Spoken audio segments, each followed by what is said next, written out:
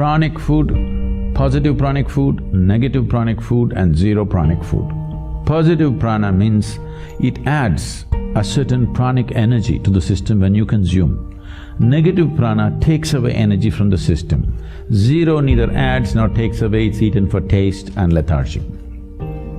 Yeah, people like lethargy, you don't know. Yes, a whole lot of people are telling me, we enjoy sleep.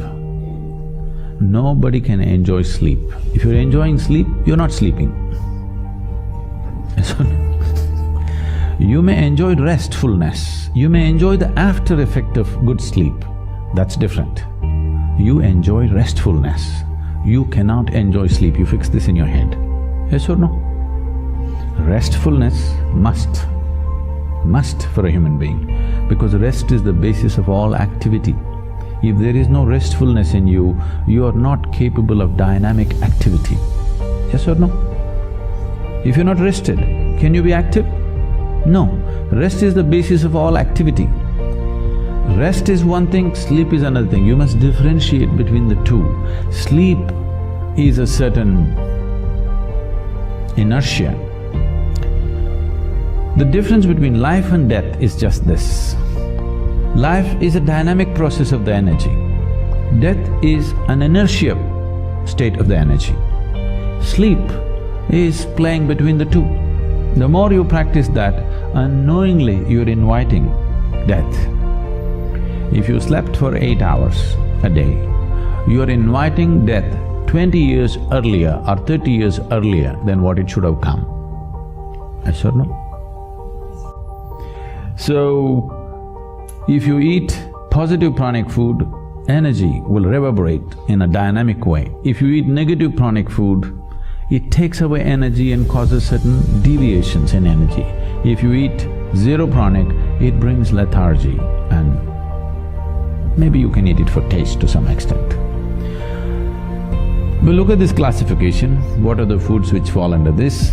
There's no need to look at the positive because a whole lot of them are positive, I can't produce a list.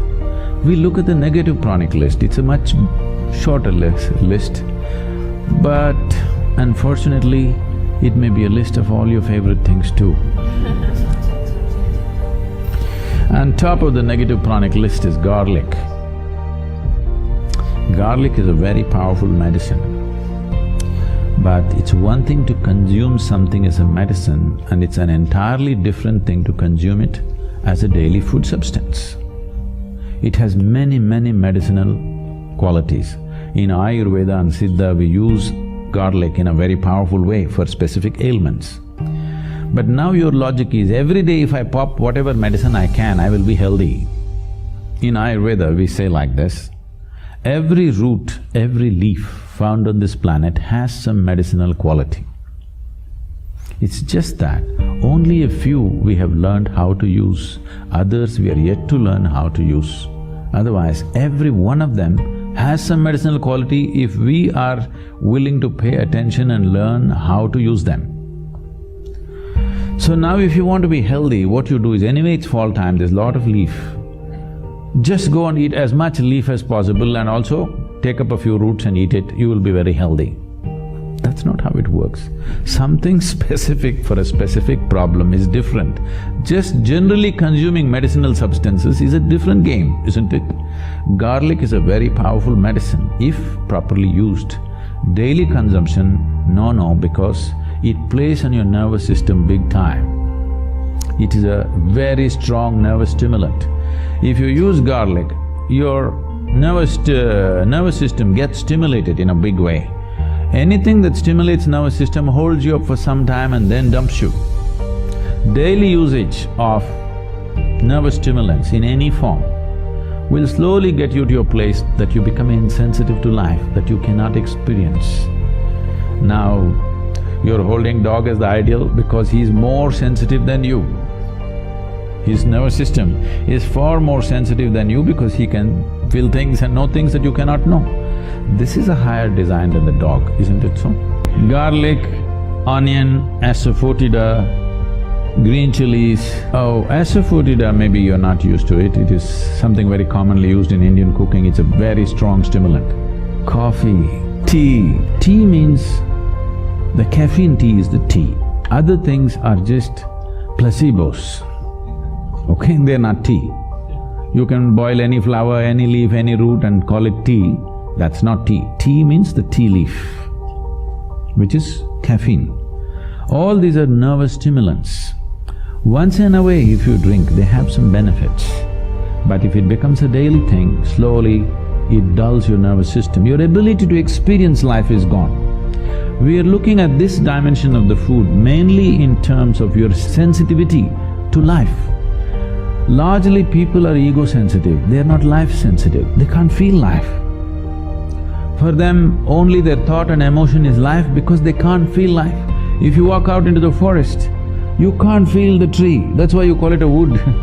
You can't feel the creatures around you, simply because the sensitivity is gone in so many ways. One thing is just the modern life, this television, this traffic, these constant reverberations.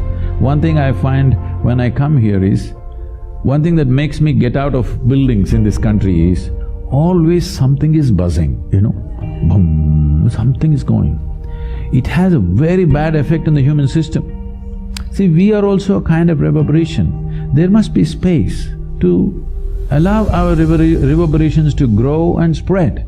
Now these machines have such powerful reverberation, constantly boom, something is going on. And on top of it, what we cannot hear, all these Wi-Fis and stuff, they are doing their own thing. Yes? In all this, there is no room for you to become life-sensitive. To sit here and be able to experience the whole universe takes a certain level of sensitivity. I'm talking about nervous stimulants in that context. You are lowering the possibility of experiencing life. See, for example, if you just touch this, not everybody will feel just a touch the same way. Do you know this? It depends on how sensitive your system is. If you feel this, you can know many things if you're willing. So I'm not a coffee hater, all right? But what I am saying is, a cup of coffee should not determine the quality of your life. By choice, you drink today, tomorrow you walk away, it's fine. If it's a compulsion, if I don't drink my coffee, my day is ruined, then you have to do something about it. Yes? I'm only talking about this. The only parameter is, are you moving towards freedom or are you getting enslaved in some way? With a cup of liquid, you shouldn't get enslaved. Yes? With just about anything, you're getting tangled up. I'm saying do everything by choice, then there's no problem. If you do it by choice, you know when to start, when to stop, isn't it? If you do it by compulsion, what you start, you cannot stop. This is the whole problem. It's not like you become a fanatic, I don't eat this, I don't eat that, I eat this, I don't eat that. Don't become a food fanatic. It's just that eat by choice. Every meal must be by choice. Not that you've decided, this is what you will eat and this is what you will not eat. Don't make food into religion, it is not. It is a choice. And the choice should be according to the needs of the body, not according to social needs, not according to cultural needs, according to the needs of this body, isn't it? So, among the positive pranic foods, there are a few foods which are very, very positive. On top of the list is what is called as an ash gourd. I think here they call it a winter melon.